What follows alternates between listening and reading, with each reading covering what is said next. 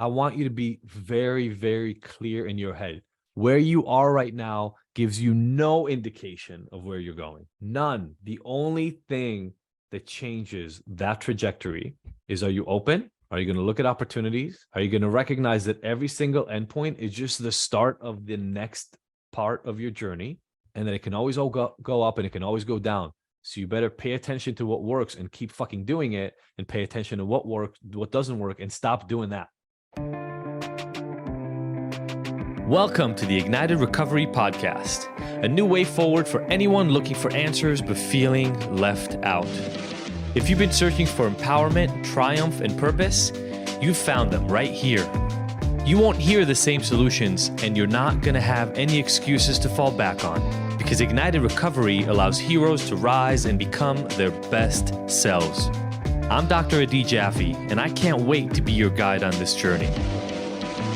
Are you ready to become an ignited hero?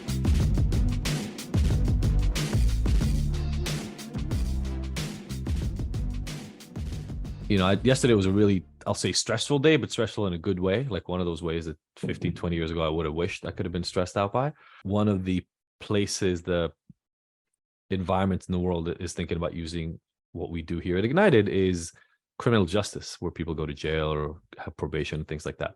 And yesterday we had a call with King County, which is where Seattle is in the state of Washington.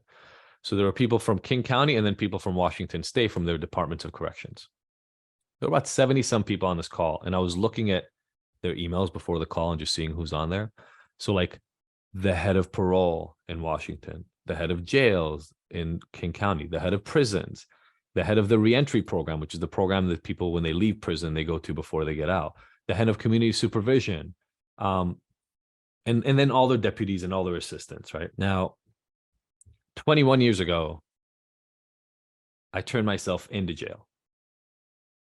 I had to go to court.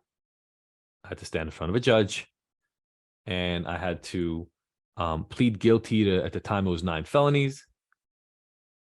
I came into court without shoelaces in my shoes and with my really baggy jeans and with a sweatshirt, because I knew that the moment I do this in court, they're going to take me into custody and I'm going away. I didn't know how much time I was going to serve, but I knew it wasn't days, and I knew it wasn't weeks, and I knew it wasn't a couple of months. So I stood there. My dad was in the audience. My mom couldn't come because there was no way she could see her son kind of just stand there in front of the judge, pleading guilty to all this stuff, and then eventually being let out in handcuffs. So she didn't come.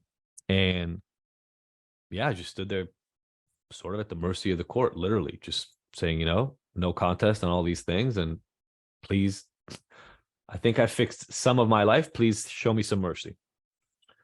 And the judge did. I mean, he gave me 1 year for what could have easily been 4, 5, 6 years. And he could have given me 15 years.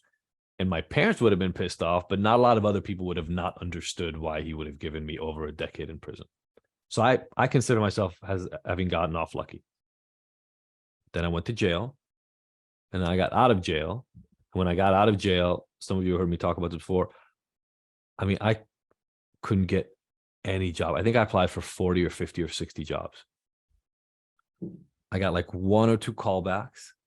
Before Apple computers checked my criminal record, they brought me in for a training at one of the first Apple stores here in Los Angeles.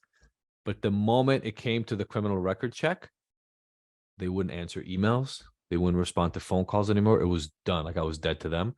I got this close to getting a pizza delivery job. Imagine how different my life would have been if that's the route I would have taken. But I got this close to getting the job because the guy knew somebody who was in a sober living house that I'd lived in. And so they were going to hook me up with the job. Then the guy got transferred to a store that was 45 minutes away, and I lost that job. So in about 9 to 10 months of looking for work, nothing. Those were the 2 closest things to actual jobs I got. Realized at some point I can't get a job, went back to school. And to this day, by the way, 22 years later, just so you don't think this ever leaves you, we applied for a loan for Ignited, and we got rejected because somebody found something online about my criminal past. It's all been expunged. It's all technically gone.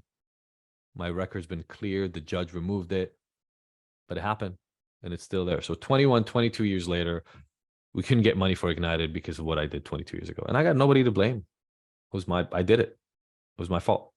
So the idea that after that story, there will be a moment where I'm pitching the entire state of Washington on something they should be doing in their jails or prisons for none of this money exists yet. It's all in the air right now. But by the time it's done, like, could be $1 million, is absurd to me. It is absurd. It is crazy. 22 years ago, I would have called you insane if you even suggested it could happen. 5 years ago, I would have laughed at you. And even like a year ago, I would have been like, hell, there's no way. There's no way they're even going to be open to it. I want you to be very, very clear in your head. Where you are right now gives you no indication of where you're going. None. The only thing that changes that trajectory is, are you open? Are you going to look at opportunities? Are you going to recognize that every single endpoint is just the start of the next part of your journey? And that it can always go up and it can always go down.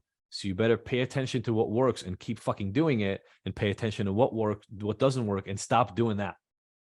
Right? Got to pay attention to what works and keep doing it. Pay attention to what doesn't work and stop doing it.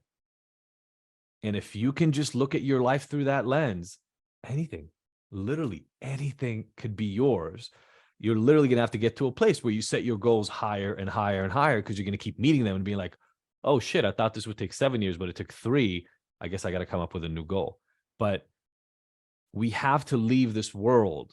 And that means we have to stop believing all those people that think they know what they're talking about and tell us, well, look, you're stuck with this condition, this addiction thing, and this is just kind of what you got for the rest of your life.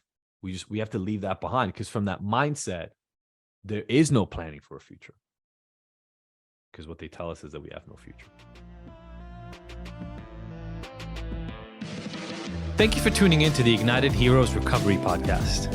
I really hope you found the information here useful, and that we'll see you back here next week. And look, I want to make sure that this podcast is the most useful it can be for you, so please let me know by emailing info@ignited.com if there are any specific topics or questions you'd like to have addressed. As usual, if you like this episode, I would love for you to leave us a 5-star review and rating. Thanks, and see you next week.